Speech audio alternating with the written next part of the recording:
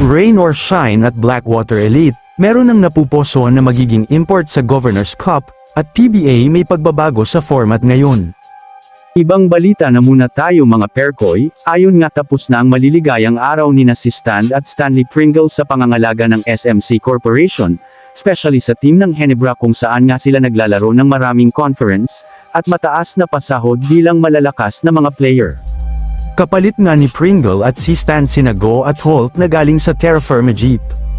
Sa third pick nga ay nakuha ng Barangay Ginebra si RJ Abarientos pero pagkatapos ng draft season ay trade agad-agad ang kinahahantungan ng bagong pick nilang sina Hanabe, Binat at maging si Paulo Hernandez kapalit naman ang second round pick ng Terra Firma Jeep sa gaganaping 50th season draft. Nilubos-lubos na ng Ginebra ang kanilang chance iginawan nga din ng trade si Anjay Onwaberi kapalit naman ni Ben Adamos na bigman din ng Northport. Ito naman another SMC team galing naman sa Magnolia Hotshot, trade naman ang kanilang small player na si Gio Halalon kasama pa ang legit forward, na si Abu Tratter kapalit naman iyong si Sid Lucero sa Northport Batang Pierre, pumalag nga dito si Coach Ying Zhao sa nangyari at napasabi na lang na, sila na lang ang may pagkakataon magpalakas ng team habang napakunot noon na lang siya. At ito nga kung si Coach Ying naman ang pinag-uusapan. Kinuha nga niya ulit ang kanyang dating import ng nasa NLEX Road Warrior pa ito. Magaling nga itong player na gustong-gusto nga ito kay Coach Ying si Aaron Cooler, isa nga itong legit defender at mapagkakatiwalaan sa ilalim. Tinitiyak naman nila na makaabot pa sila ng semi sa Governors Cup.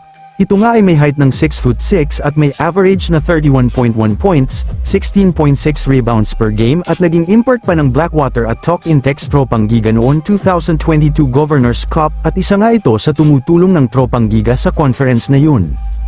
Habang sa Blackwater Elite, pinangalanan naman ang kanilang nagugustuhang super import ito naman si Ricky Lido, former NBA player, second round pick ng Milwaukee Bucks na naglalaro sa Dallas Mavericks at New York Knicks, listed 6'7", may larong point guard, all around kung maglalaro at may tira sa labas na pinakakanagustuhan ni Coach Ying.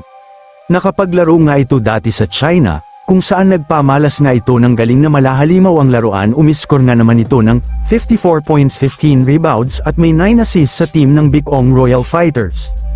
Dito naman may panibagong format ang PBA League sa darating na Governors Cup sa ngayon, na pinapangunahan ni Head Commissioner Willie Marshall na hinati sa dalawang grupo. Sa Group A napapaloob ang koponan ng Meralco Bolts, Talk Intex Tropang Giga, Terra Firma Jeep, Magnolia Hotshot, Northport Batang Pierre at Converge Fiber. Sa Group B naman nagpapaloob ang koponan ng San Miguel Beerman, Blackwater Bossing, NLEX Road Warriors, Rain or Shine Elasto Painters, Phoenix Super LPG at Barangay Ginebra San Miguel. At ito naman ang mga bagong patakaran sa laro ng PBA. Teams in a same group will meet twice in the elimination round. Top 4 teams from each group will meet in a crossover quarter-finals best of 5, semis and final best of 7. At dito nga mga perkoy, ano masasabi ninyo sa panibagong patakaran sa PBA ngayon? E-comment nyo na sa ibaba. Maraming salamat po.